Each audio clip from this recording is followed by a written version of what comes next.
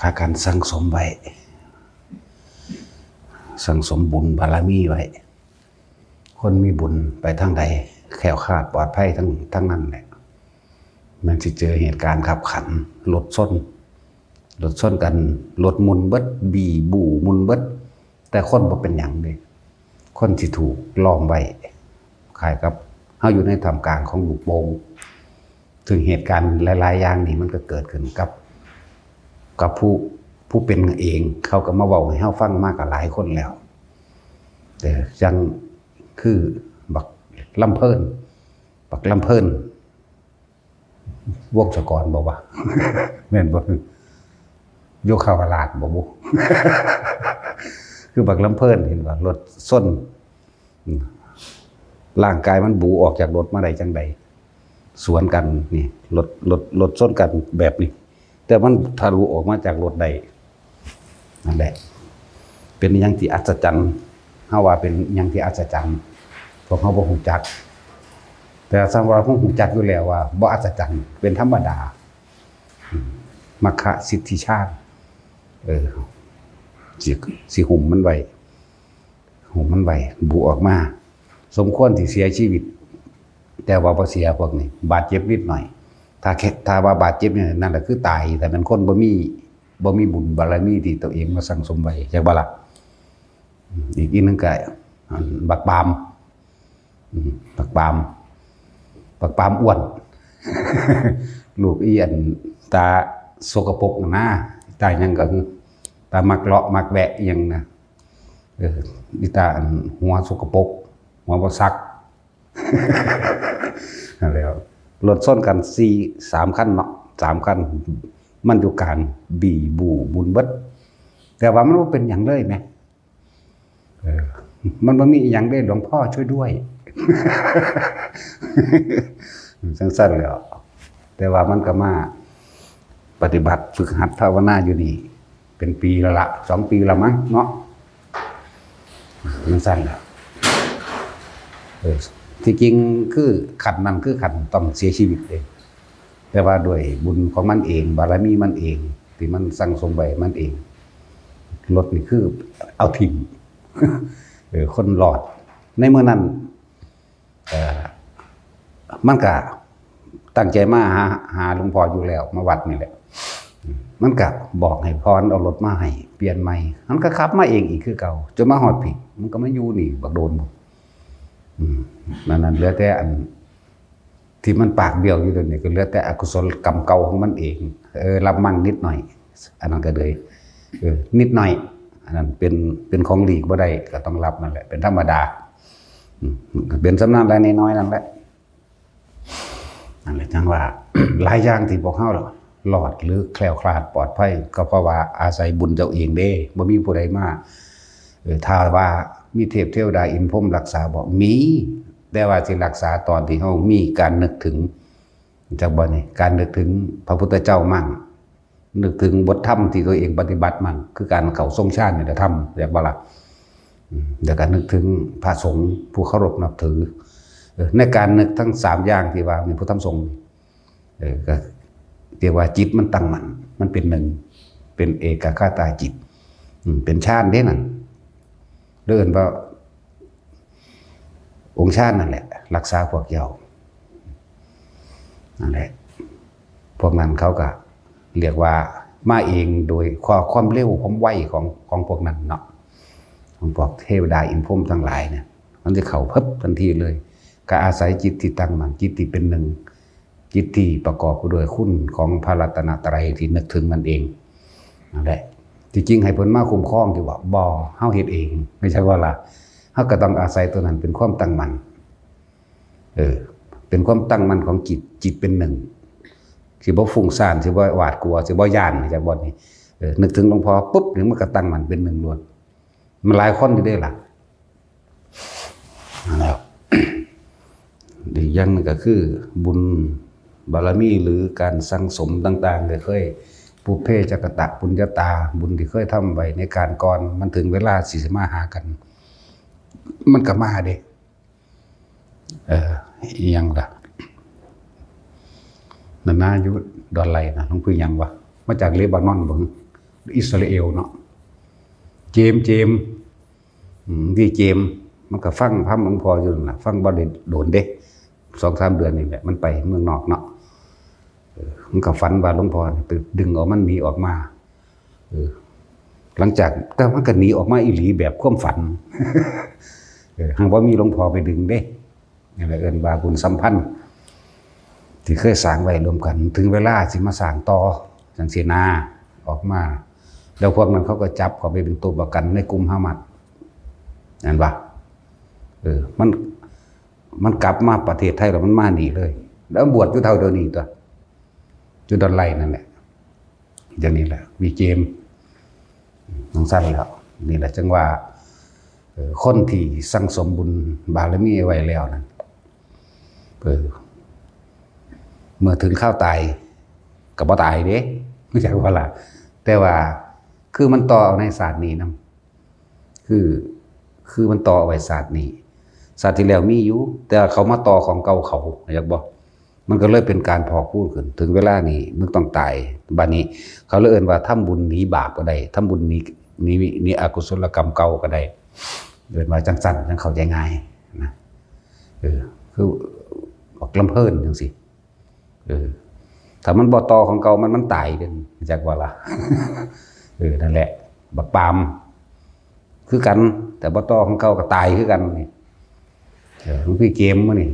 เขาฆ่าตายอยู่ในกลุ่มนั้นแล้วกลุ่มที่เขาจับไปกลุ่มเดียวกันกับมันตายเด้ว่าคนไทยที่ถือส่งกระดูกมานั่นแหละกลุ่มเดียวกันนั่นแหละกลุ่มฮามาสบอกเรื่องจริงๆเราเด้บ่ได้ยกนิทานไก่เด้นิทานไก่นั่นแหละจังสั่นเลยว่าพวกเฮาจะประมาทแล้วก็เมืองไทยนี่ประเทศไทยเฮานี่เพราะว่าอย่างเฮาคือแคล้วคลาดปลอดภัยจากหลายๆอย่างสงครามมีมาตลอดแต่ว่าเฮาบ่เคยตกเป็นเมืองขึ้นของไผนั่นบ่ล่ะก็ด้วยอำนาจของทุกคนนี่แหละที่ให้ทานรักษาศีลภาวนาสวดมนต์อุทิศบุญอุทิศส่วนบุญส่วนกุศลให้กับหมู่เทพเทวดาเทวาลักษณ์ทั้งหลายพระสยามเทวทิราชกับพวกรักษาคนปฏิบัติธรรมนั่นแหละรักษาแผ่นดินนี้จังซี่นะมันก็เลยแคล้วคลาดปลอดภัยสงครามโลกครั้งที่2เขาทิ่มระเบิดใหญ่ลง2 ลูกบ่แตกจังซี่ก็มีเห็นบ่นะในยุคนั้นช่วงนั้นหลวงปู่มันหลวงปู่บัวหลวงปู่ฝันหลวงปู่จวนมีแต่พ่อแม่ครูอาจารย์รุ่นใหญ่ๆรุ่นเนาะจังซั่นแล้วมันก็บ่แตกตกลงหน้าธรรมเพิ่นก็คักกันเด้ดงหมอทองหลวงปู่จวนนี่บ่แตกลูกบักใหญ่คนเด้นั่นน่ะโอ้ยแต่แตกก็ตายเบิดแล้วบัดธรรมดาบ่แม่นระเบิดนิดหน่อยซ้ำนั่นเด้นี่ก็ถังแดงตัวนี่ก็ถังน้ำมันอันนั้น200 ลิตรพุ่นนั่นแหละตกลงตามแม่น้ำเจ้าพระยาแน่นั่นนี่แน่สมัยนั้นนั่นแหละเพราะว่าอำนาจของคนมีศีลธรรมทุกคนนั่นแหละยิ่งมีมากยิ่งปกป้องขอบเขตที่เจ้าของอยู่ใดขอบเขตก็คือประเทศนี่แหละเป็นสั้น แล้วพวกเขาจึงบอกว่าตกมาอยู่นี่ก็เพราะว่าการสร้างบุญสร้างกุศลรวมกันจึงมาอยู่ในประเทศอันสมควร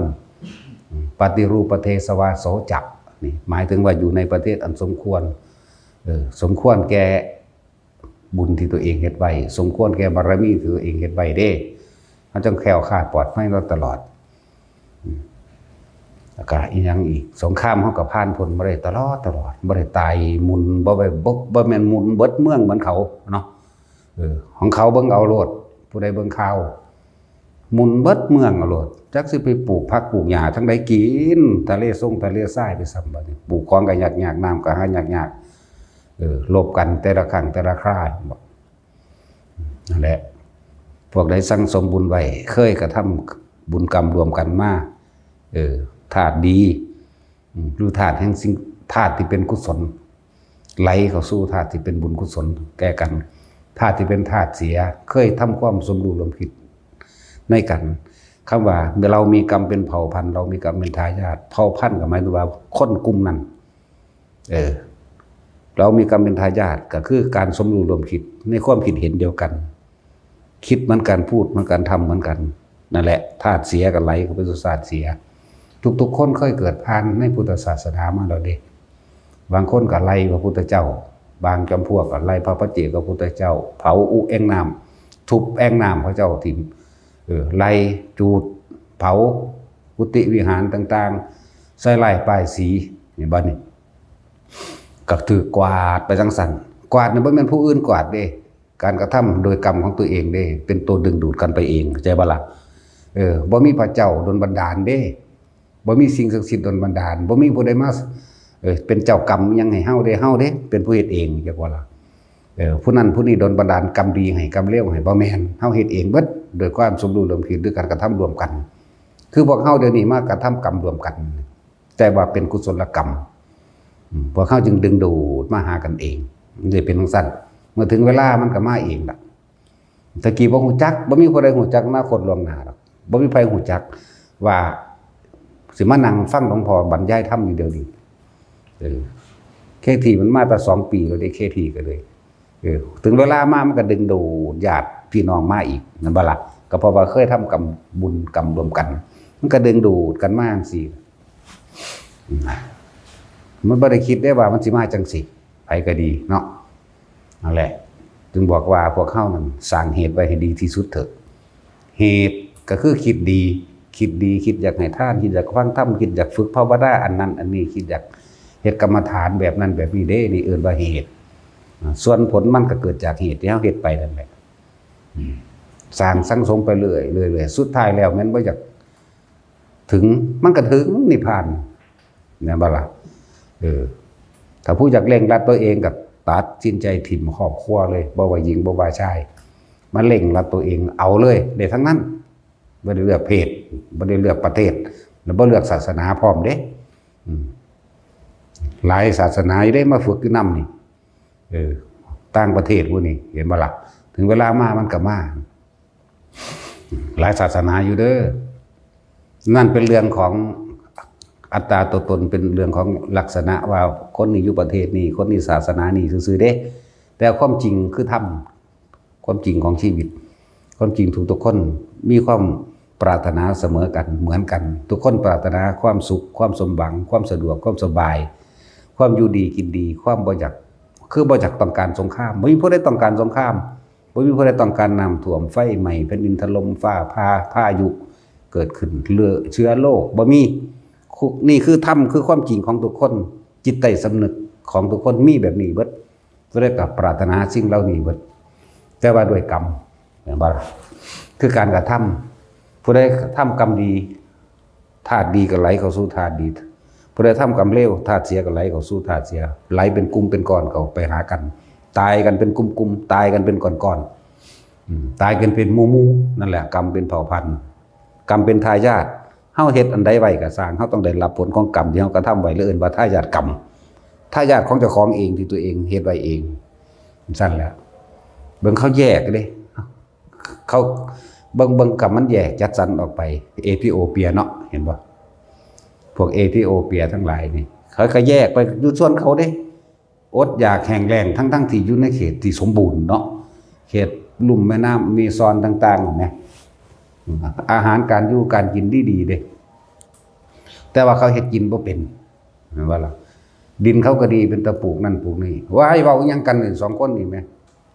ตามันเห็นมันเป็นหยังเป็นหยังหรือมึงเว้ากันเฮ็ดหยังเดี๋ยวนี้ว่าอีห่ามึงเอ้ยสุดก็เศร้าเด้นี่หรือเว้าหาสแตกอีหยังถ้ามาหากันเป็นโลดอันเรื่องเล่นๆนี่กับเวลาแค่ไปเฮ็ดปากเบี้ยวๆเบ้อๆบักใหญ่ๆนั่นเฮ็ดเพลงตุกตัก50เบิดแล้วโอ้ยดูเป็นตาสั่งหลายก็เลยเนาะคือว่าอยู่แยกกันห่างๆกันนี่นั่งก้มหน้าไว้อย่าเว้ากัน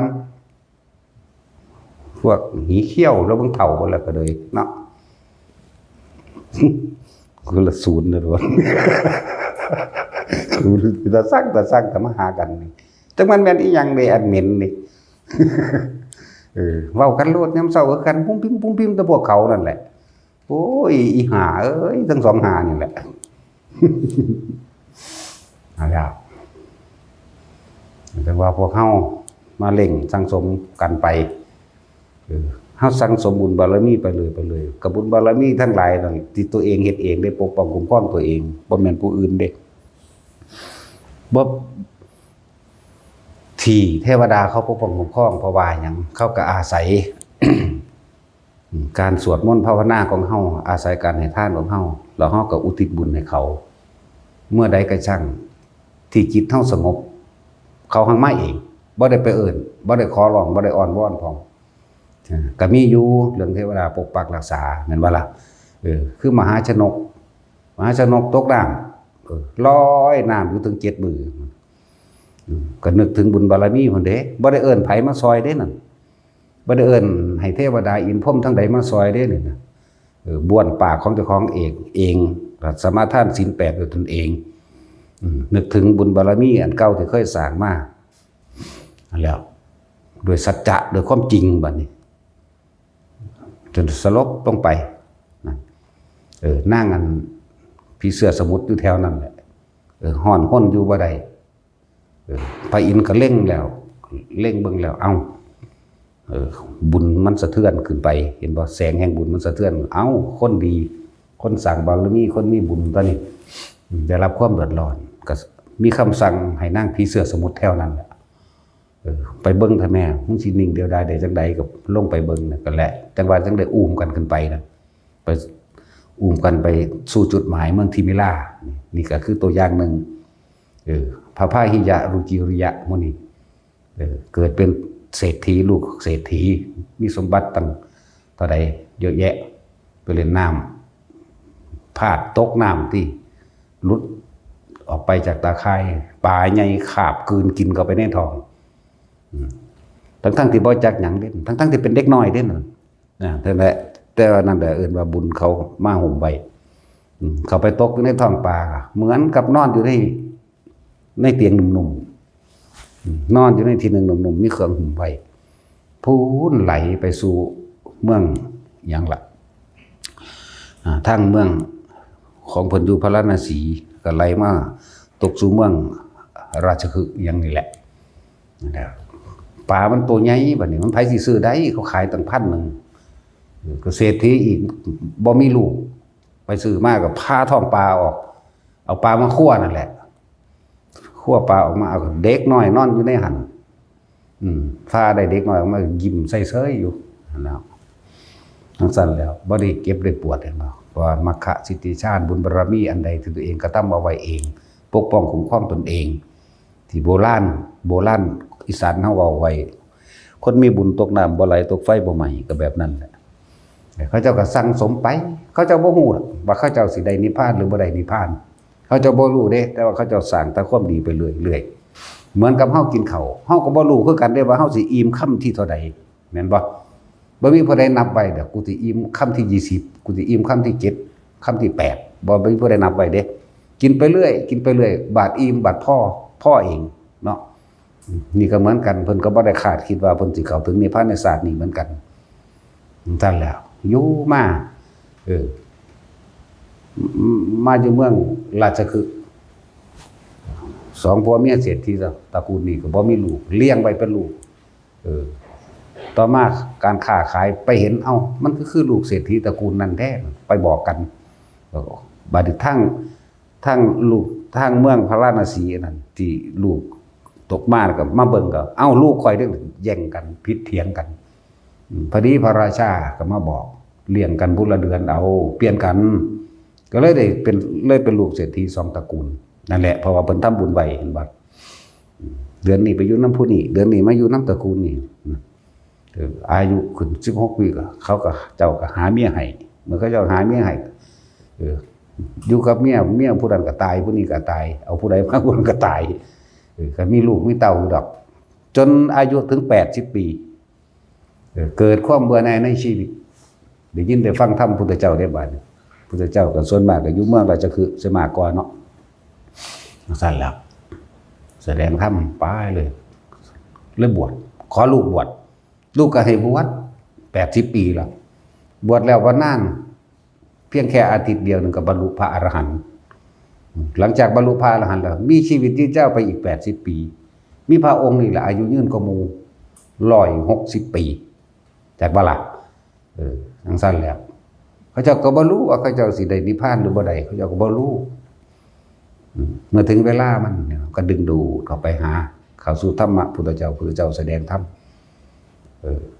เกิดความสลดสังเวชใจตัวเองเข้าไปบวชนี่แหละพวกเขาก็เหมือนกันเฮ็ดไป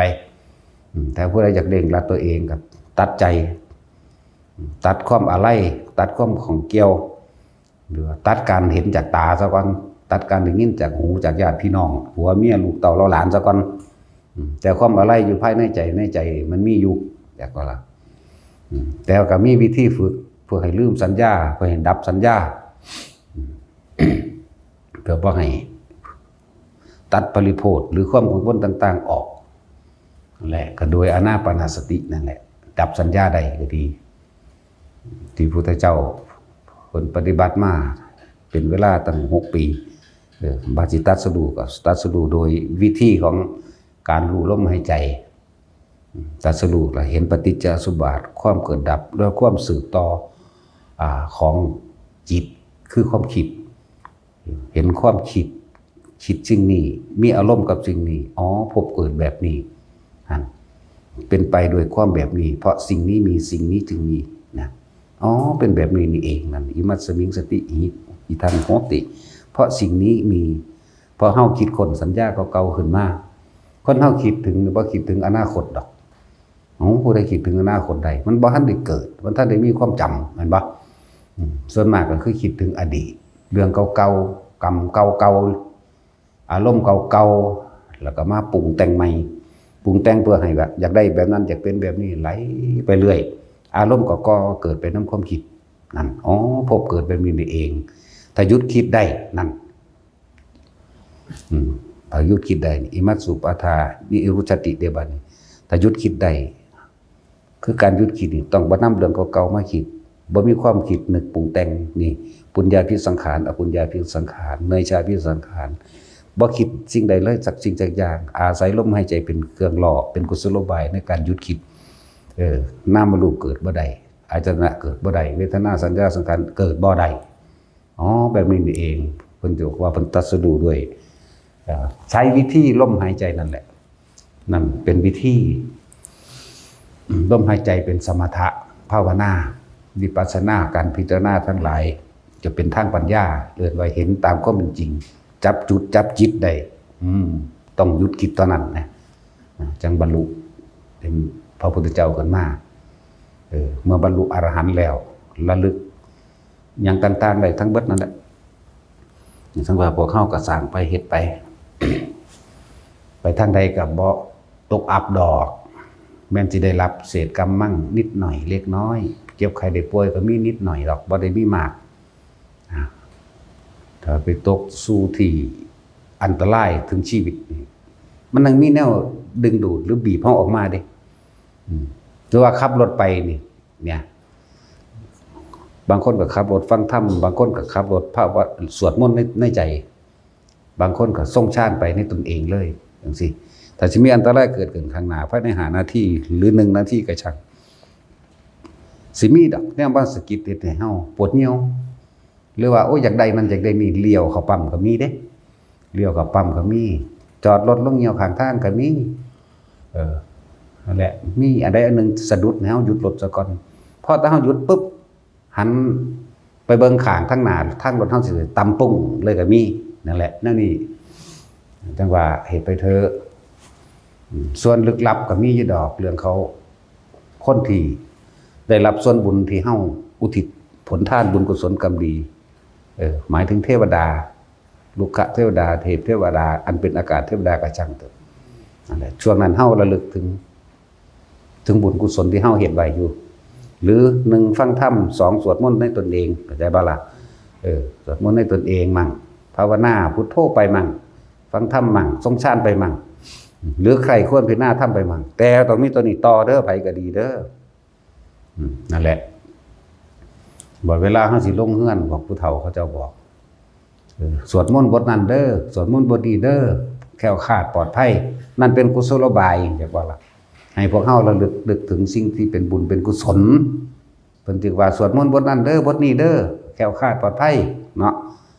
พวกเขาก็สวดไปนั่นแหละจิตมันเป็นบุญแล้วเป็นกุศลแล้วเรียกว่าเขาจังแคล้วขาดปลอดภัยจากอันตรายหลายอย่างที่เป็นมากมันตกน้ำกับว่าตายมันมีหรอกนี่มาซอยอย่างสั้นนี่สำหรับคนที่สั่งสมบุญบารมีต่อไปที่จริงๆแล้วเฮานั่นเกิดมาเป็นมนุษย์เสมอกันมีบุญมากคือกันเด็กเพราะฉะนั้นบ่เป็นแบบเดียวกันเหลือแต่ว่าเฮาสิต่อของเก่าเฮาบ่ส่วนมากคนบ่ต่อของเก่าเนาะก็เพราะว่าความบ่รู้ก็เพราะว่าบางครั้งก็เขาบ่ถึกหม่องเข้าใจบ่ล่ะความโลภพาไปหาสะเดาะเคราะห์พาไปหาผูกดวงพาไปหาแต่งแก่พาสารพัดไปสิพาไปหาเครื่องร่างของขังหรือเครื่องมือเลียดสับโต๊ะเป็นทาสแก่เขาจังซี่ก็มีนั่นแหละจึงว่าสร้างสมสิ่งเป็นกุศลไว้แต่เฮามาจังซี่ก็จะได้รับแต่แนวทางให้พวกเฮาไปทำเอาเองไปดำเนินเอาเองเด้ไปเฮ็ดเอาเองเด้มีแต่บอกให้ได้ซื่อๆเด้บ่ได้เฮ็ดให้ไผได้ขึ้นอยู่กับตนเองนะอย่างว่าบอกผู้ใดต้องการเล็งลัดตนเองที่จริงได้ในศาสตร์นี้เบิดนั่นแหละถ้าเฮาเล็งลัดว่าคือภิกษุนักบวชมากสิเอามันเบื่อหน่ายคักละทางบ้านจังซี่นะบ่เอาแล้วยังก็บ่เอาแล้วนี่คือความคิดตั้งไว้ว่าบ่เอาแล้วเป็นสมาธิแล้วตั้งไว้แล้วนี่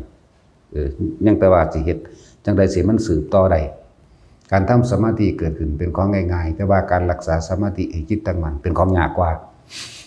ตัดสินใจได้แล้วเอ้ากูชาตินี้ทุกข์กับมึงทุกข์ชาติสุดท้ายตายมึงตายท้ายสุดบ่ต้องกลับมาเกิดอีกเนี่ยนี่ตั้งใจไว้ดีแล้วเห็นมั้ยมาบวชแล้วก็การบวชอีกอย่างนึงก็คืออย่าบวชใกล้บ้านอย่าบวชอยู่น้ำบ้านเจ้าของเองแล้วก็อย่าบวชใกล้บ้านเจ้าของเองให้หนีออกไปบวชหมู่ใหม่ให้มันไกลๆคนละจังหวัดไปเลยมันจังสิตัดกังวลหรือปริโภทได้กังวลเพราะญาติจักบ่ล่ะมารดาบิดาหรือญาติสายโลหิตต่างๆตลอดทั้งคนที่มีลูกมีเมียจังซี่คือกันหมู่พวกเพื่อนฝูงเคยอยู่เคยกินกันไปเล่นน้ำกันเด้แม่นบ่ล่ะเขาก็สิเว้าเรื่องนั้นเรื่องนี้ตอนที่คุยกันอยู่นั่นความคิดความสัญญาเก่าๆมันก็ไปไหลไปนำเด้ก็เกิดอารมณ์นำได้เป็นจังได๋ปีนี้ได้เข้าหลายบ่นี่อันในคำเว้าต่างๆมันเห็นหอดทงหน้าพุ่นดิมันเห็นทงหน้ามันเห็นล้อมเขามันเห็นแต่ละอันแต่ยังต้นไม้นำทงหน้าเจ้าของพุ่นดิธรรมดาบ่มันเห็นสระน้ำตัวเองมันไปเลยมันเป็นสัญญาอยู่แล้วเนาะง่ายเพราะว่ามันมีบันทึกเอาไว้แล้วไหลไปเลยโลดแล้ว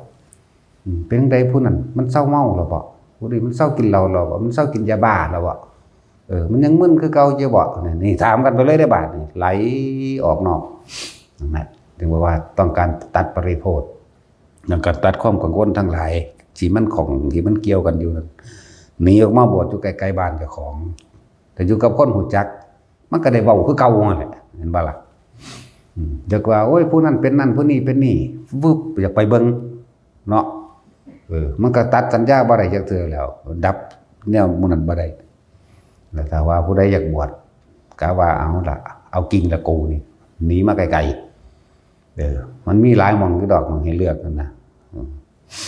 นั่นแหละวัดป่าบ่อนำพระอินทร์มันก็มีผู้ใดถ้าสมมุติผู้ใดอยู่อุบลหนีออกจากอุบลไปพุ่น ไปทางอุดรวัดหลวงพ่ออินถวายมันไปว่าซั่นปุ่นไปทางวัดหลวงพ่ออินถวายแน่หลวงปู่บุญมาคัมภีร์รัตธรรมโมแน่หรือไปหาหลวงปู่น้อยยานนวโรห้วยลิ้นนี่ไปตาสิริอินทศิริมื้อนี้หรือสิโตดข้ามไปชลบุรีเพิ่นก็ไปหลวงพ่อหยังล่ะบ่ม่วนดอกหลวงพ่อประโมทองค์นึงแล้วก็หลวงพ่อหยังน้ออยู่บ้านตาดน่ะนะ ลืมแล้วนี่หลวงพ่อสุชาติมื้อนี้ก็ไปล่ะถ้าผู้อยู่ทางพูนทางภาคเหนือจะไปหาหลวงพ่อเยือนก็ไปพุ่นสุรินทร์พุ่นหลวงพ่อเขมรนั่นซั่นแหละซับไปซับมา จะอยู่ใกล้บ้านจะอยู่ใกล้นั่นแหละไปยังสั้นแหละทางภาคเหนือกับมีจันทวันแน่มื้อนี่แหละไปยังสั้นแหละมันไกลๆบ้านเจ้าของเองอยู่ใกล้บ้านแต่จะเอากิ่งแล้ว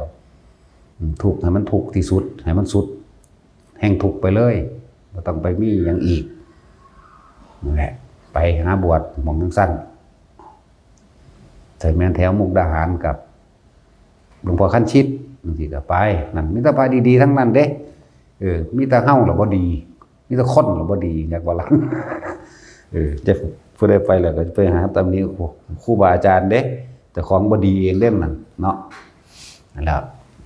คือตอนนี้ทุกคนมันมีสิทธิ์เลือกอยู่แล้วมีสิทธิ์เลือกอาจารย์สิทธิ์เลือกสำนักทุกคนมีสิทธิ์ที่จะเลือกได้จากว่าล่ะแต่ว่าอาจารย์บ่เคยเลือกลูกศิษย์ผู้เป็นครูเป็นอาจารย์นี่บ่เคยเลือกลูกศิษย์เสมอกันเบิดลูกศิษย์เลือกอาจารย์ได้เด้อถ้าไปอยู่เมืองใดเราจะไปติเพิ่นเด้ นั่นแหละจู่ๆน้ำเฮานี่ก็บวชให้ฟรีเบิดนั่นแหละผู้ใดตายก็เผาให้ฟรีอีกตอนนี้เตาเผาก็แล้วผู้ใดสิเฝ้าตายก็ตายซะเพราะท่านได้ฉลองเตาไหม้อยู่หามึงนี่ ผู้นึงมาฝึกหัดอยู่ดำอาทิตย์นี่ละมั้งบาดจิตตายกันเสือกไปตายบ้านกันเผา300,000ก็ได้บุกค่าเผาเห็นบ่ล่ะโอ้ยมันบ่ได้บุญน้ำบาดจิตตายเด้บาดอันเอาไปเผาหมู่บ้านหรือว่าไปสวดกุศลาอีหยังอยู่หั่น3 มื้อ3 คืน 4 มื้อเด้พี่มันสิได้บุญหรือได้บาปมันก็ตอนที่มีชีวิตอยู่พี่อยู่ที่เฮาสังสมไว้ตอนเฮามีชีวิตพี่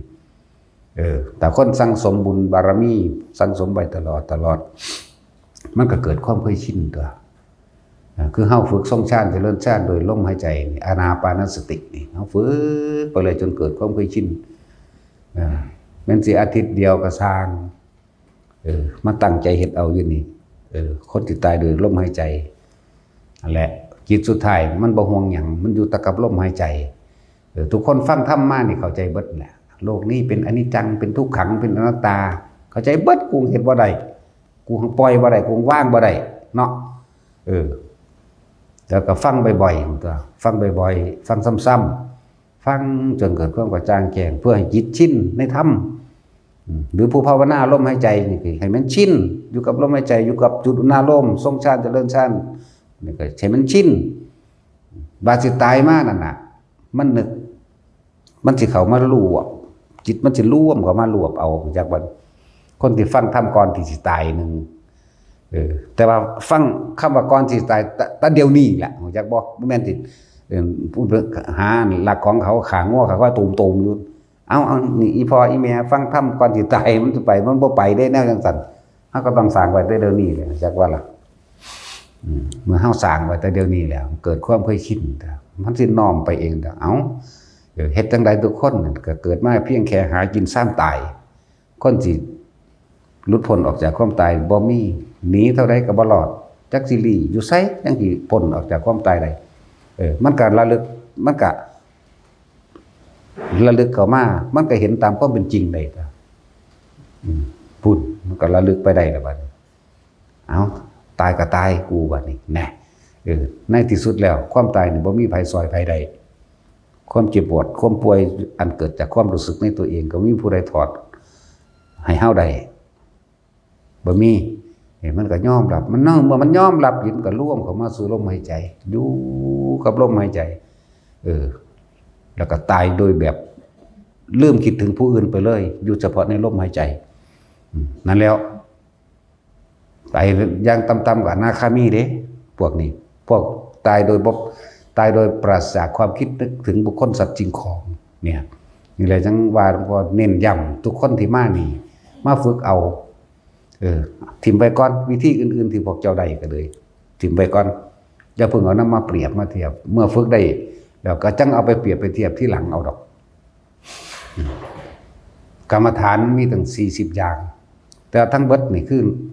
เป็นหนองลมหายใจเบิดเป็นหนองอานาปานสติเบิดอานาปานเป็นที่หนึ่งนอกนั้นเป็นเครื่องเด่นเครื่องอยู่ซื่อๆเด้ในหลายๆอย่างนั่นแหละอนุสติ10 นึกถึงพระพุทธเจ้าพูดนึกถึงตั้งแต่เพิ่นสร้างบารมีมาพุ่นธรรมานุสติระลึกถึงอันนี้สำคัญแต่ว่าก็เป็นการระลึกซื่ออยากว่าล่ะแต่ว่าก็ต้องอาศัยการระลึกนึกถึงใครควรที่หน้าที่สุดแล้วจะได้ให้มันเกิดความโล่งใจพุ่นล่ะ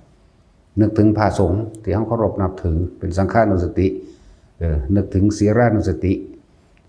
นึกถึงเท่าจิตตั้งเจตนาไว้ว่าบ่ฆ่าสัตว์บ่ลักทรัพย์บ่ประพฤติผิดด้วยการว่าไปนึกถึงจาคานุสตินึกถึงทานนี่นึกถึงทานมั่งนึกถึงเทวตานุสติมั่งคือหิริโอตตัปปะเทวธรรมอะไรที่ทำให้เกิดเป็นเทวดาได้ก็คือการนึกถึงความเกรงกลัวต่อบาปความละอายต่อบาปแล้วก็ความที่ต้องเป็นรับผลของกรรมที่เฮากระทำเองอันเป็นบาปนะระลึกไปนั่นแหละระลึกไปเรื่อยจนถึงมรณานุสติเวลาคนเฮานี่เกิดมาตายแน่นอนแต่ก็ทั้งบ้างบ่ได้ในปัจจุบันระลึกถึงความตายยอมรับอยู่ตายแต่ว่าเวลาคนมาด่ากูศูนย์ขึ้นโลดกูบ่จักตายตอนกูสิเอาชนะเนาะแม่นบ่ล่ะเบียงซั่นเด้ว่าถ้าเว้าพื้นกูแน่เนี่ยไผเว้ากูเว้ามื้อใดเอาละบาดนี่ฮู้อยู่ว่าสิตายเนาะมันนั่งศูนย์นึกควบคุมบ่ได้จนถึงระลึกถึงอุปสัมมานุสติเรียกว่านึกถึงพระนิพพานเป็นที่สุดนี่แหละเรียกว่าอนุสติ10อสุภะก็10กสิณก็10เป็นเครื่องเล่นนึงได้กสิณนั่นน่ะยังเครื่องเล่นเครื่องคมใจนะมีกสิณดินกสิณน้ำกสิณลมกสิณไฟสีเหลืองสีเขียวสีแดงกสิณอากาศนะระลึกไปกสิณแสงสว่างเนี่ย10อย่างก็เป็นเครื่องเล่นเครื่องคุ้มจิตเป็นเครื่องส่งอารมณ์อันเป็นกุศลไว้นะรูปฌาน4นี่คือและอรูปฌาน4และตลอดทั้งอัปปมัญญาเมตตาพรหมิหาร4ก็เป็นกสิณก็เป็นกรรมฐาน40อย่างแต่ว่าเฮาน้อมเข้ามาสู่อานาปานสติเอาอันเดียวจริงๆเฮ็ดเป็นเบิดเด้ที่เว้ามา40อย่างเฮ็ดเป็นเบิดเพราะว่าสิกสิณหยังกะสร้างได้แต่เป็นเด็กน้อยเบิดนึกยามใดมันก็ได้ยามนั้นแหละ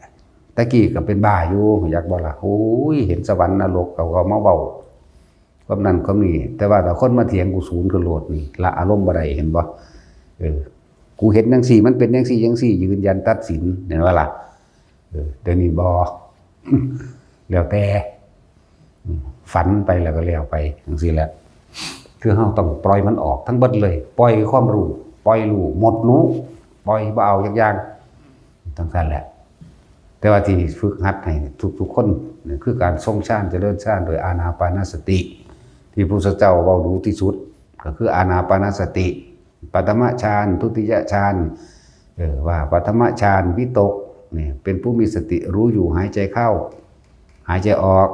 เนี่ยประคองเอาไว้อย่าไปคิดถึงสิ่งอื่นนอกจากทำความรู้สึกอยู่กับลมหายใจเข้าและออกอาการปิติก็เกิดขึ้นเนี่ยนั่นแหละจิตก็ร่วมเป็นกุศลเรียกว่าเอกคตาจิต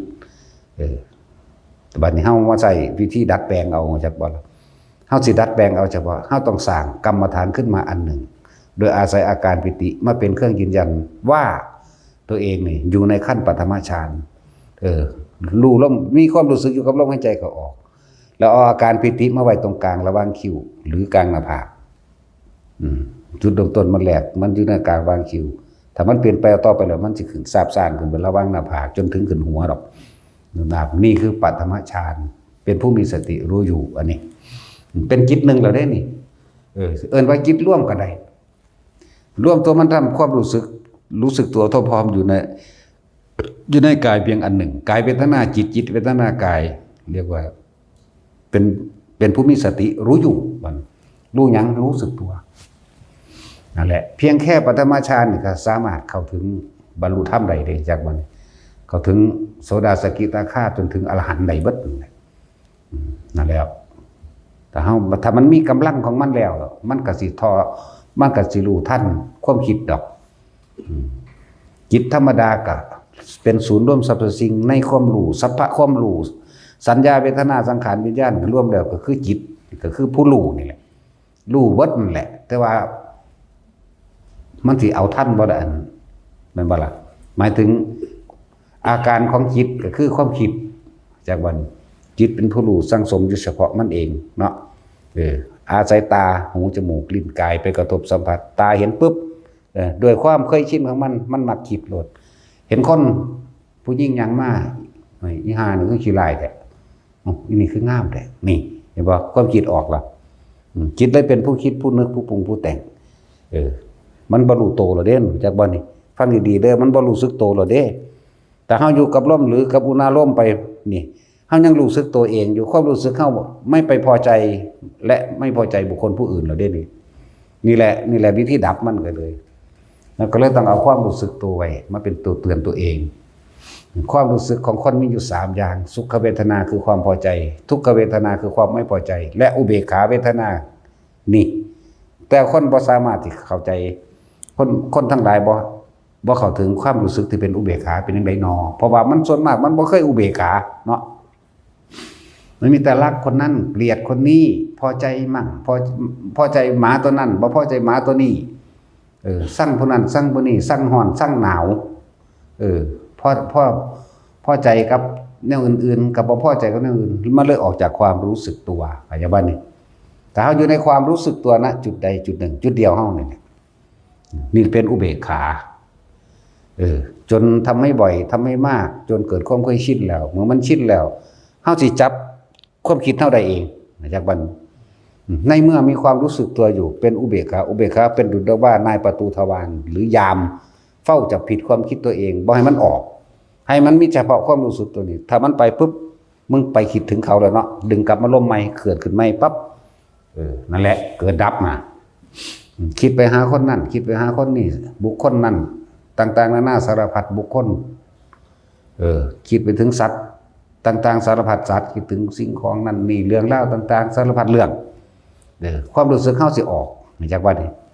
ออกไปพอใจไปมีความสุขพอใจยินดีพอใจกับเรื่องนั้นผู้นั้นไม่พอใจกับคนผู้นั้นผู้นี้เห็นบ่นี่อุเบกขาบ่มีเลยแต่เฮาจนทำให้บ่อยทำมากทำให้ชินเกิดความเคยชินอยู่ในความรู้สึกให้กายมันสิจับความคิดได้บ่นี่มึงไปแล้วเนาะกลับมามึงไปแล้วเนาะกลับมาเฮาสิจับความคิดได้เมื่อกี้มึงคิดถึงไผหยุดทันทีเด้นั่นแหละทุกคนต้องฝึกเอาเด้อถามว่าคิดถึงผู้นี้ปุ๊บดึงขึ้นเองกลับปั๊บหลุดมันชินแล้วจากบ้านนี้เพิ่นเอิ้นว่ารู้เท่ามั่งรู้ทันมั่งรู้ทันความคิดบ่แม่นรู้ทันอย่างอื่นกลับมาเองจนความรู้สึกเกิดความเคยชินบัดนี้ชินแล้วเฮาสิเห็นสังขารุปเปกขายานสังขารคือความคิดเฮาเองบัดนี้จากบัดนี้ความคิดทั้งหลายนี่ล้วนแล้วถ้าคิดถึงเรื่องเก่าๆเสือเอิ้นว่าสัญญาเรื่องเก่าๆบ่มีผู้ใดคิดถึงอนาคตใดดอกเพราะมันทันได้เกิดจากบ่ล่ะคิดแต่เรื่องเก่าๆเพื่อสิปรุงแต่งอยากให้มันเป็นแบบนั้นอยากให้มันเป็นแบบนี้บัดนี้เฮาฮู้ทันมันปุ๊บมันดับปุ๊บมาเรื่อยๆต่อไปต่อมาก็เฮาเข้าใจความรู้สึกโตดีแล้วปล่อยความคิดไปแต่ความรู้สึกยังอยู่เข้าใจบ่ก็เลยเอิ้นว่าสังขารุปเปกขายานเห็นความคิดมันคิดไปแต่เราไม่ได้เป็นผู้คิดความคิดนั้นถูกรู้ถูกเห็นจากว่าความรู้สึกมันบ่ออกจากกายเด้จากว่าจิตหนึ่งเพ่งอยู่ในอารมณ์ที่เป็นหนึ่งนี่แหละจิตหนึ่งผู้รู้หรือเป็นผู้มีสติสมบูรณ์สติสมบูรณ์อิ่มตัวก็ว่าสมาธิตั้งจิตตั้งมั่นก็ว่าตั้งมันอยู่นี่จะไปตั้งมันตรงใดเอาผู้รู้ไว้เอาไว้นี่แหละรู้สึกโตนี่จากวันนี้เอาไว้หน้าผากเอาไว้หัวนี่แหละนั่นเป็นขั้นต่อไปที่มันจะเคลื่อนไปเองแต่ยังไงก็ช่างก็ขออยู่ในความรู้สึกตัวมันสิเข้าไปยังไงก็ช่างบางคนก็น่วงอยู่หน้าผากนี่คิ้วการคิ้วบางคนก็หน้าผากหนาๆแน่ลึกๆนิ่มๆเย็นๆน่วงๆลึกๆบางคนก็ขึ้นหัวมันเคลื่อนไปเองของมันดอกแต่ว่าเคลื่อนไปไหนก็ช่างให้รู้สึกตัวอยู่หน้าที่ตรงนั้นแหละบางคนก็มาวาบวีบอยู่กลางตามกลางอกนั่นแหละแม้ความคิดจะมีอยู่เกิดขึ้นอยู่ปล่อยเลยให้สังเกตความรู้สึกอยู่ได้บาดนี่ปีความรู้สึกข้างอกหัวหน้าผากนั่นก็แล้วแต่อยู่จังสี่บัดนี้ความคิดนั่นเฮาเลยเกิดเป็นคนเป็นผู้เห็นความคิดมันสิคิดแต่เรื่องเก่าๆเด้มันคิดเรื่องใหม่บ่ได้มันเกิดเรียกว่าสัญญา ถ้าเฮาทันความคิดแล้วเวทนาย่อมเกิดขึ้นมาได้เวทนาหมายถึงพอใจและไม่พอใจเกิดขึ้นมาได้มันก็นิโรธดับมันตัวจากว่าล่ะถือว่าสัญญาเวทยิตะนิโรธดับสัญญาใดคือไม่คิดปรุงแต่งในเรื่องเก่าๆเวทนาย่อมเกิดขึ้นมาได้พบดับนั่นก็เป็นนิพพานจากว่าล่ะทุกคนเคยพออารมณ์นี้เบิดนั่นแหละทุกคนเคยพอเหตุการณ์แบบนี้เบิดแต่ว่ามันเป็นช่วงระยะเวลาที่สั่นจนจับหยังบ่ได้นิเพธิกะวิคัมพนะนิเพธิกะนิพพานชั่วขณะมันดับชั่วขณะไหมมันหยุดคิดปรุงแต่งชั่วขณะไหมและ จึงอยากให้ทุกคนฝึกทำสมาธิแบบลืมตาอยากว่าล่ะคนเฮาใส่ชีวิตมื่นตาหลายก็นอนหลายก็หลับตากันแล้วกันแล้วก็เป็นวิธีที่สามารถ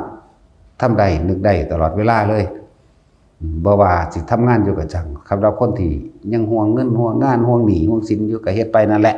แต่พวกเจ้าบ่เฮ็ดไผสิเฮ็ดให้พวกเจ้าต้องเฮ็ดเอาเองมันบ่ล่ะมาฝึกเป็นแล้วเอาอยากรวยก็อยากรวยอยู่ดอกแต่ว่าคิดไปแล้วมันก็บ่อาจสามารถเป็นไปได้ดังคิดกันพยายามหาวิธีหยุดคิดมั่งมันบ่ล่ะโดยการเข้ามาสู่ลมหายใจโดยการอยู่กับการอุณาโลมทรงฌานไปเลยนั่นแหละและ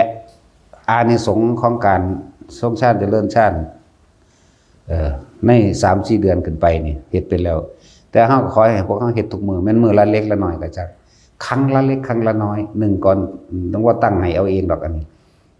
ก่อนที่จะหลับนี่ทรงฌานลมหายใจกับอุณาโลมหรือผู้ใดได้อุณาโลมแล้วก็สร้างถ้าผู้ใดเข้าใจคำว่าเว้าเรื่องฌานเว้าเรื่องสื่อมันก็ลมหายใจกับอุณาโลมเกิดนี่เรียกปฐมฌานบางทีเฮาบ่ได้คิดถึงลมหายใจอยู่ดื้อๆก็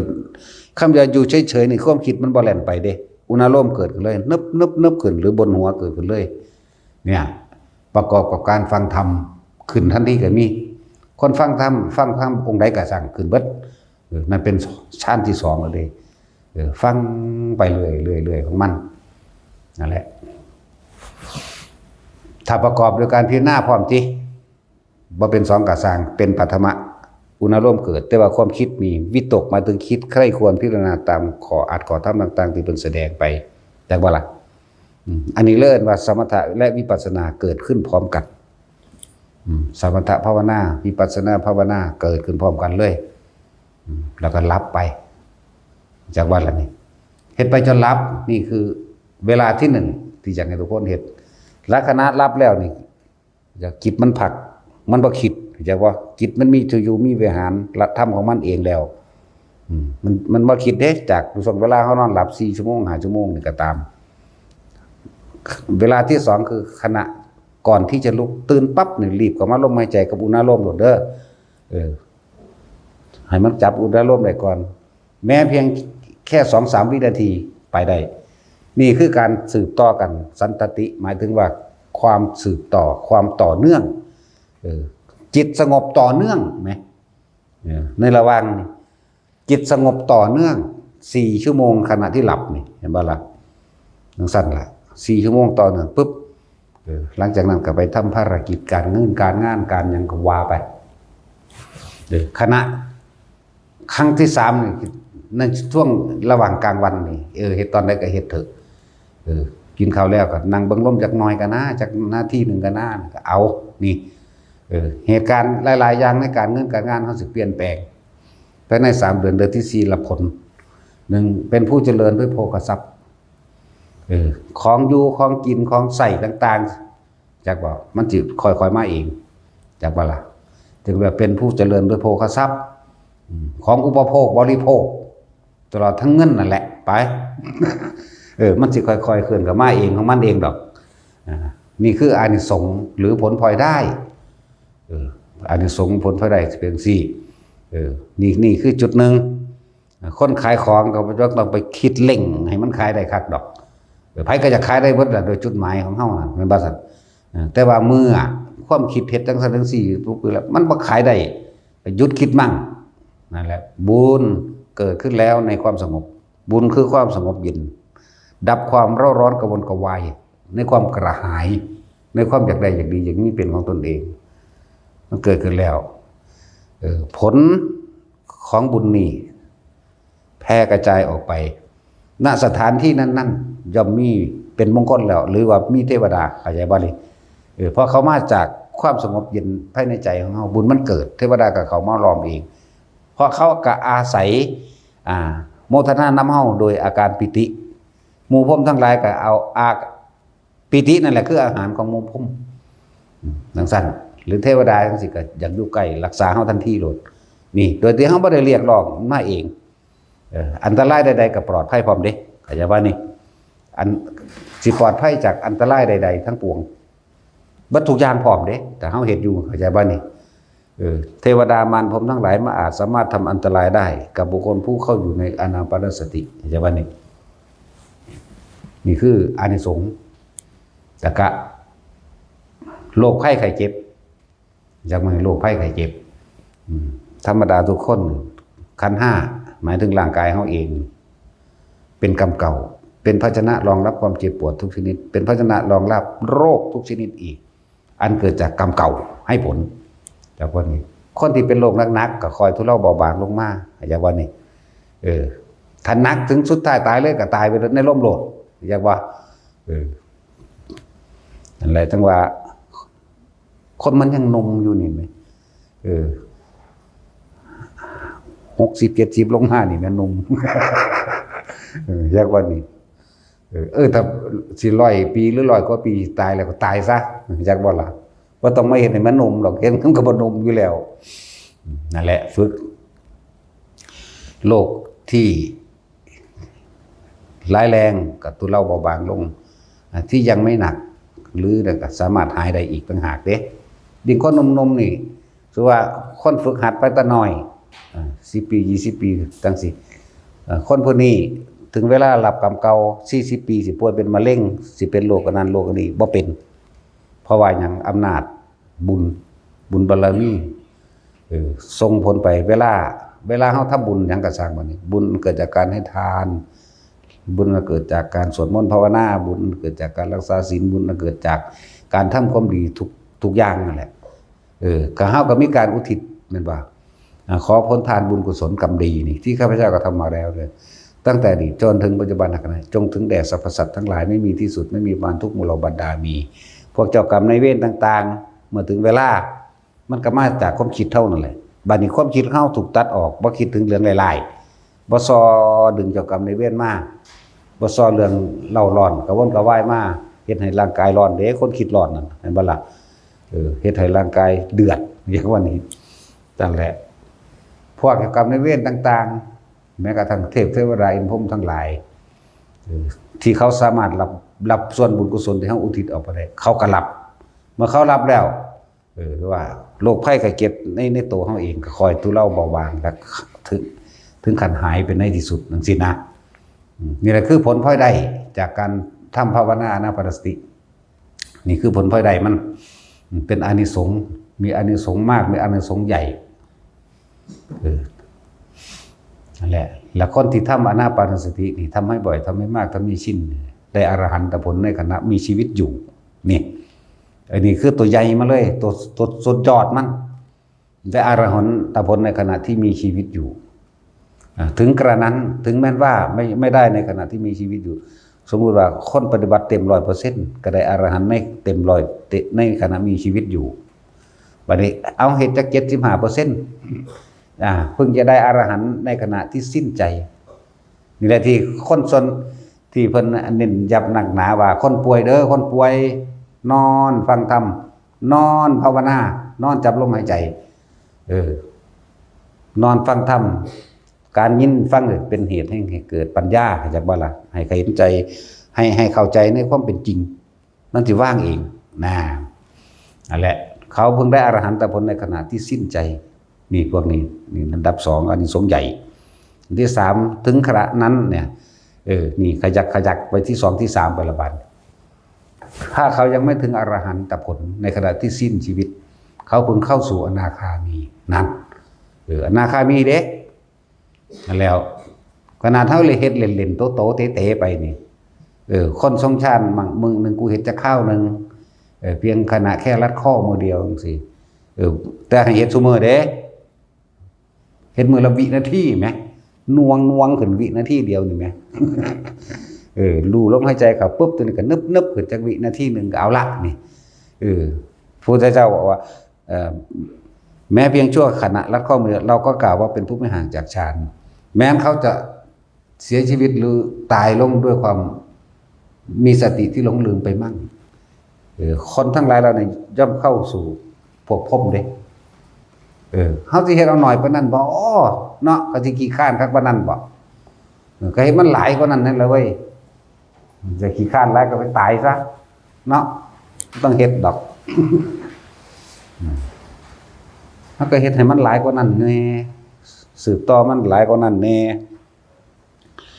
แล้วจังว่ามันมีอานิสงส์มากจังว่าอยากให้ทุกคนไปฝึกไปเฮ็ดเอาบ่มีผู้ใดเฮ็ดให้ไผได้เด้แนวนี้มันจะเฮ็ดเอาเองเด้อกินข้าวอิ่มเท่ากันบ่ได้การปฏิบัติธรรมก็เหมือนกันลดแห่งธรรมนี่บ่อาจสามารถให้กันได้ลดแห่งธรรมความสิวิไลหรืออาการปิติความรู้สึกต่างๆที่มันเกิดนี่มันไปเว้าให้เขาฟังจังได๋ก็สร้างแต่ผู้นั้นบ่เป็นเองก็บ่เข้าถึงลดแห่งธรรมลดแห่งที่มันเป็นนั่นเอิ้นว่าความสิวิไลหรือลดแห่งธรรมบ่อาจสามารถที่เอาให้กันได้บ่แม่นคำเข้าบ่แม่นเงินแต่เป็นอาหารยังว่าเอาให้กันได้อยู่อันนี้บ่แม่นเลยคนละอย่างเป็นหยังคือเน้นย้ำแต่แนวโมนี้เอาตัวมันอานิสงส์มากอานิสงส์ใหญ่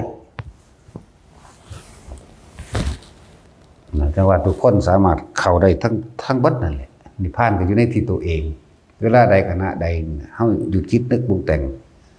เวลานั้นขณะนั้นแหละมันเป็นอยากว่าล่ะมันมีอยู่นาคนที่เคยเป็นแต่ว่าบ่รู้จักว่ามันคือหยังเพราะว่ามันบ่เคยมันบ่แม่นของชินถ้าเว้าพื้นกันนี่ชินคักแต่เว้าพื้นเล่นนุ่งๆนิ่งๆอันนั้นอันนี้โอ้ยเขานี่แหละว่าแต่เห็นกันเว้าโลดแนวบ่เป็นตาสะแตกแนวสิไปเกิดพวกนี้หุ่นหอนอยู่หุ่นไม่จักว่าล่ะเพียงสั้นแหละนั่นแหละสิไปเกิดเป็นแนวหอนอยู่เอาอยู่บ่เอาเพราะว่าเด้บ่เอากูหังเห็นเฮ็ดซุมื้อว่าตามาเห็นกันจุกจิกเขานั่นอันนี้โลดจักแม่นนี่ยังมันจะศูนย์คือหยังนี่ กูสาบมันเป็นหมาซะบ่มีว่า มันเป็นตาฝึกเอาเด้อไผก็ดี เฮ็ดคือจังเฮาศาสตร์นี้เป็นศาสตร์สุดท้ายโลดชีวิตคนแต่ละคนอยู่นี่มีแต่พ่อตายเบิดแล้วล่ะแล้วเบิ่งผู้ใดก็มีเตเสะเบิดแล้ว เฒ่าต้วมยวมเบิดแล้วเนาะแม่นบ่ล่ะผ่านชีวิตมามากแล้วฮู้จักอันใดควรถิ่มอันใดควรเอาอยู่ดอกเว้ยอันใดพอถิ่มก็ถิ่มนั่นน่ะอันนี้ว่าแต่ละคนไปฝึกเอาผู้ใดบ่ทันเป็นก็ไปฝึกให้มันเป็นวางไปซะก่อนความรู้ความจำเก่าๆความรู้จริงกับความรู้จำมันต่างกันคือหยังมันคือคนหันหลังให้กันนี่นึงเด้เมื่อมันเฮ็ดเป็นแล้วมันจังสิเข้าถึงกันเองมันจังสิประมวลเป็นเนื้อเดียวกันได้เพิ่นว่าวิตกวิจารปิติสุขเอกตาเป็นปฐมฌานอ๋อเป็นแบบนี้นี่ตัวเองเฮ็ดเป็นแล้วก็อ๋อคืออันนี้นี่เองกุตกาปิติเป็นแบบนี้นี่เองภารณาปิติเป็นแบบนี้นี่เองอุปงคาปิติเป็นแบบนี้นี่เองปิติหาอย่างเป็นแบบนี้นี่เองนี่โอ้นี่เข้ากับตำราได้บัดนี้ปั๊บเป็นอันเดียวกันบ่แยกแต่คนเฮ็ดเป็นแล้วนะนั่นแหละจังหวะนี้ไปฝึกเอามันสิบอกอาการถึกเบิดบัดนี้นั่นคือความรู้จริงของเฮาเองบ่ว่าเฮาสัมผัสเอาเองจังซั่นสมาทานสั่งอีปลาเดี๋ยวเบิ่งหน้ากูตัวบ่พอใจจะมาเด้